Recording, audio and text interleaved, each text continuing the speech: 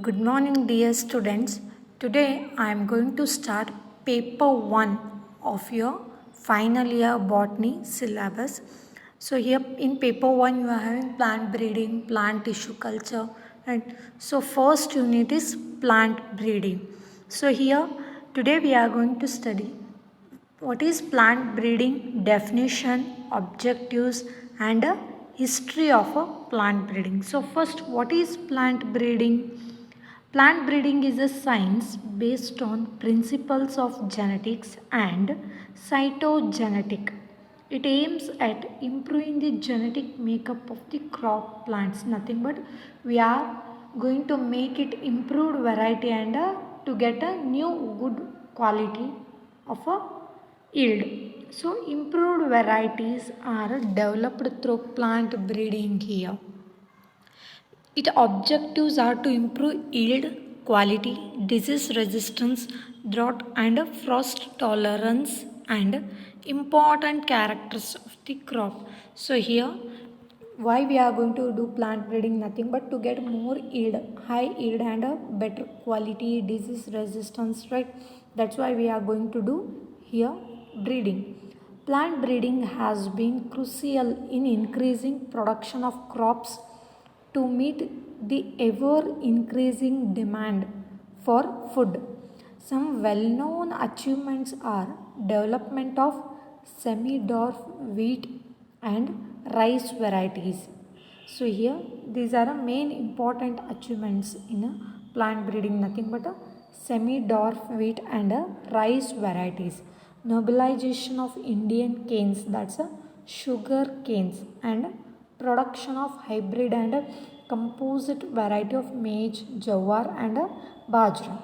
So this is nothing but plant breeding, and as written above, crop improvement means combining desirable characters in one plant and then multiplying it. So here we are going to take or select a desirable character plant and we are going to combine them and then multiplying them.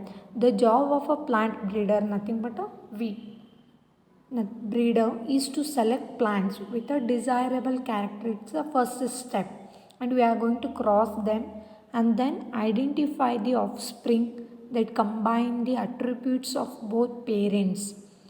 He then multiplies the progeny to supply to farmers, growers, or planters. Later on, which has a new variety, we are going to supply them. The modern age of plant breeding began in the early part of the 20th century after Mendel's work was rediscovered. Today, plant breeding is a specialized technology based on genetics. Today, it is having more importance here. It is now clearly understood that within a given environment, crop improvement has to be achieved through superior heredity. And the main aim of plant breeding, nothing but to get more variety. It may be agronomically or economically. The plant breeding aim to improve the characters of a plant so that they become more desirable both agronomically and economically. These specific objectives may vary greatly depending on the crop under consideration. So, historical background, nothing but history of a plant breeding. First, R. Camerarius produced the first artificial hybrid plant of maize in 1694. He first produced the artificial hybrid plant of a maize variety.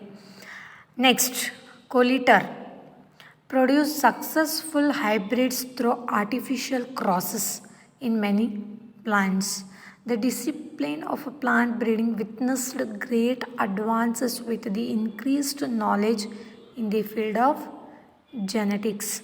Next, later, Shull in 1908 to 1909, while investing effect on inbreeding and crossbreeding in maize.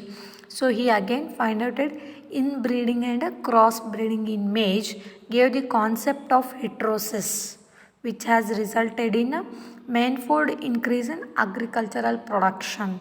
So he later on studied to make a more production.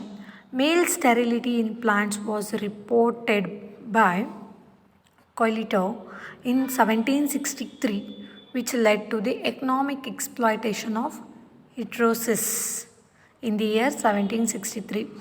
Next, Alphonse, that a scientist Alphonse de Candolle in 1882 was the first to give an account of the history and origin of cultivated plants. This is an important point that nothing but Alphonse de Candolle in 1882 was the first to give an account of the history and origin of cultivated plants. Next, N.I. Vevilio in 1925 proposed 8 centers of origin of crops. So these centers provided the region of immense genetic resources of cultivated plants which exist there. So next, in India, institutes engaged in plant breeding at a national and international level. So national and in international level, which are the institutes which are carrying or engaged in a plant breeding? Here some listed here. International Rice Research Institute, that's a IRRI in Philippines. International Maize and Wheat Improvement Center in Mexico. It is situated in Mexico. Next, International Crops Research Institute of the Semi-Arid Tropics in the Hyderabad. It is there in Hyderabad. International Potato Center, CIP. It is there in Peru.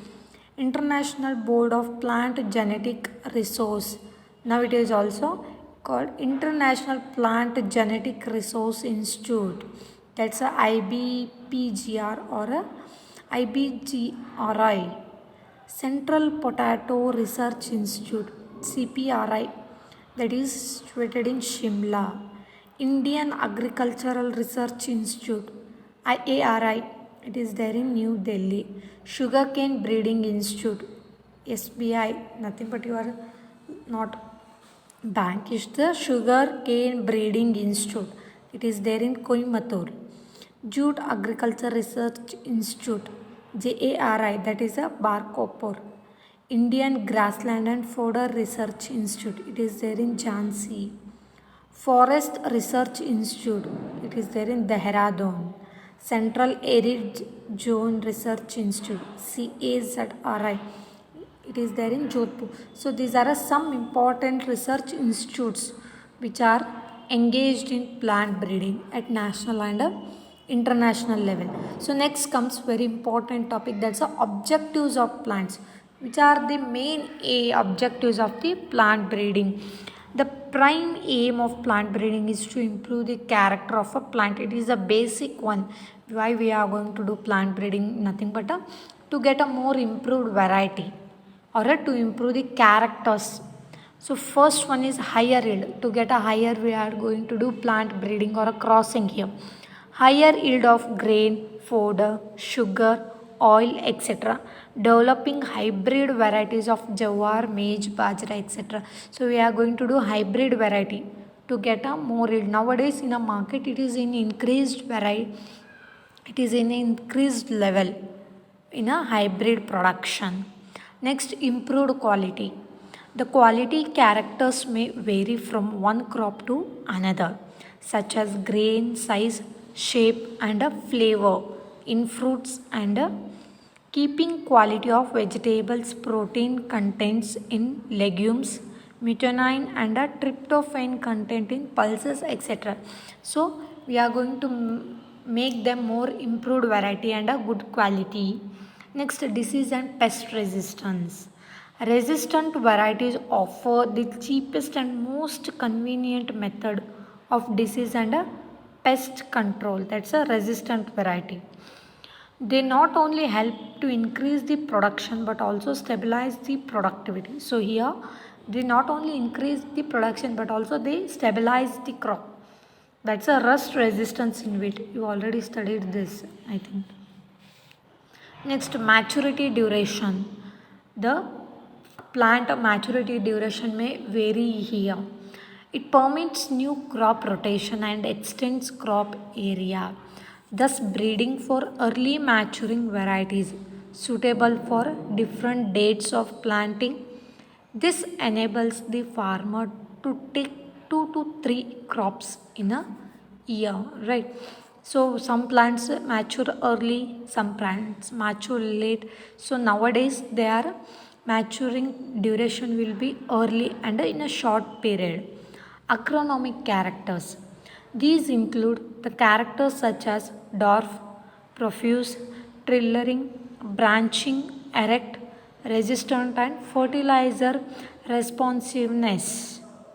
Photo and thermo intensivity. Next point, development of potato and thermo intensive varieties in rice and wheat will permit to extend their cultivation to new areas.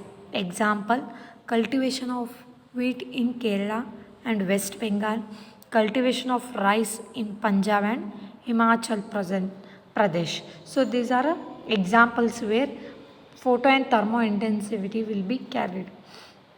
Next, dormancy, seed dormancy.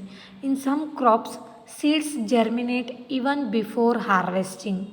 If there are rains at the time of maturity, example moong, barley, etc., a period of dormancy in such cases would check the loss due to germination, while in other cases it may be removed. This also main object we have to keep in mind.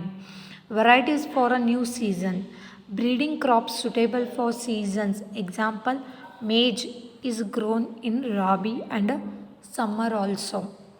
Moisture stress and salt tolerance. Development of varieties for a rain-fed area and a saline soil would help to increase crop production in India. Next, elimination of toxic substances. It will help to make them safe for consumption. Example, kesari seeds have a neurotoxin causing paralysis here. So these are some main objectives of the plant breeding. I think you understood what is plant breeding.